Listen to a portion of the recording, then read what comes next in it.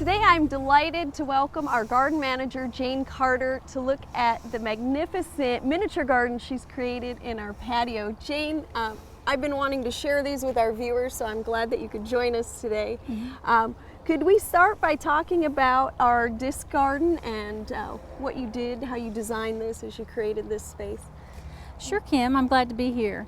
I started by adding soil, bringing in soil, and creating some undulating, kind of rolling berms to create some visual interest, to create a backdrop for these disc planters that we've put in here.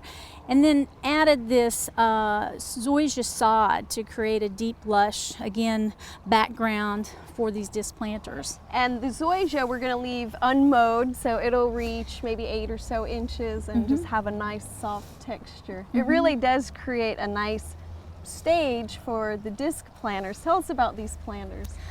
These disc planters were created using 4-inch rusty steel pipe that were welded on. These discs were plow discs that were used for cultivating soil on farmland, and they're obviously old and rusty too. And we welded those on. We used varying diameters, so you have different sizes, just as the pipe. We also varied the heights in the ground, again to create a little more movement and visual interest. Well, there certainly is a great amount of contrast and movement in here. Let's take a closer look at the planter. You used a lot of succulents in these. Is that because of the shallow soil structure? Yes, Kim, it is, and plus they have so much form and structure, and I just thought they would really stand out on a planter like this. But as you said, it is a shallow container. We mounded up a mixture of soil. We created this soil media with 1/3 topsoil, 1/3 compost, and 1/3 of real coarse sand. And then we bermed it up to give the roots of these plants a little bit more depth. And then we topped that off with a coarse river rock or gravel.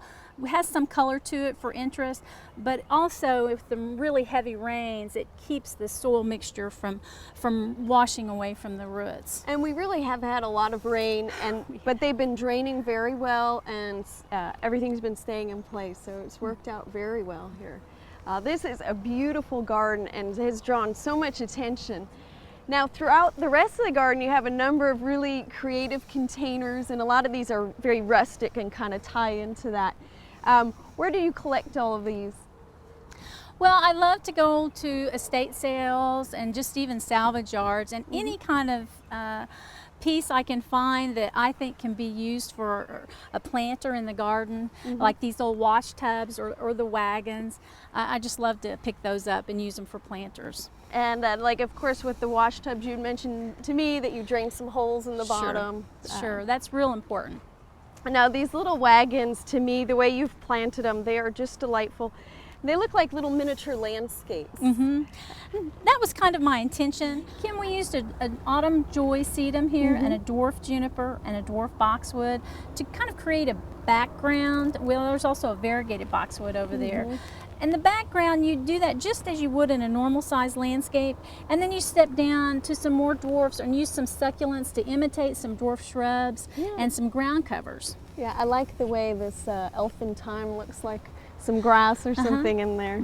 And of course you have this wonderful little pond that you've included. Right. We use the cobalt blue tumbled glass to create the water effect. Very nice. And we did that in our larger central bed. This one, another miniature landscape, and to me it has a real Japanese feel, and I think that's probably because of the stonework that you've included.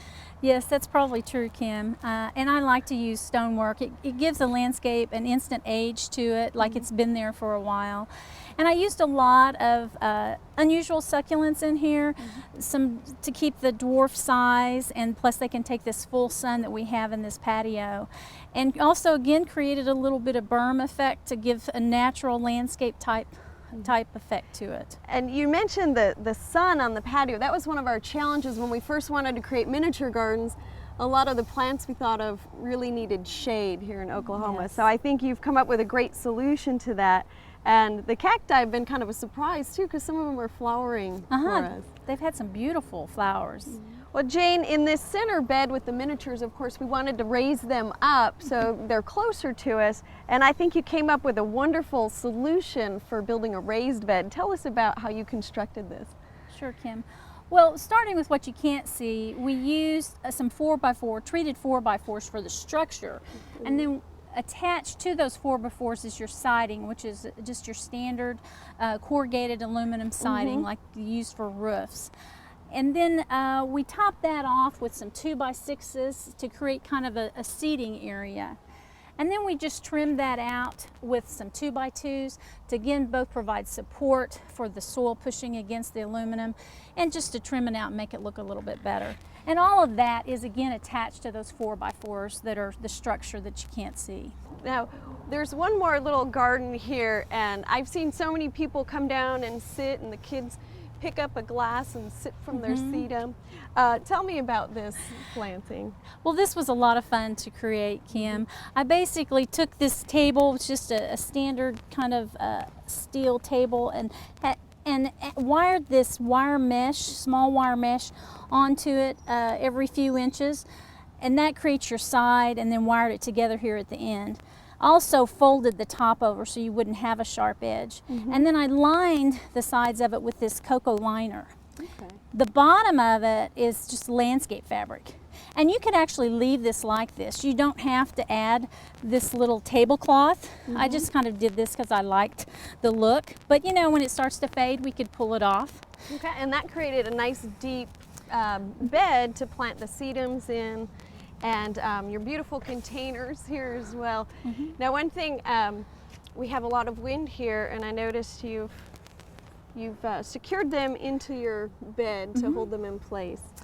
Yes, just as with everything else, it's real important to drill a drain hole in the bottom of whatever container you use. Yeah. You can use a ceramic bit if you're using something like this that's ceramic. And then put a little stake through it to kind of hold it in place.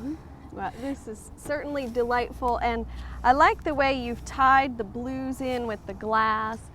We have our vase down at the end, and a number of blue flowering plants throughout as well. Really, you've created such a delightful space here, Jane. Thank you so much for all your hard work. Well, thank you, Kim. It's been a lot of fun doing it.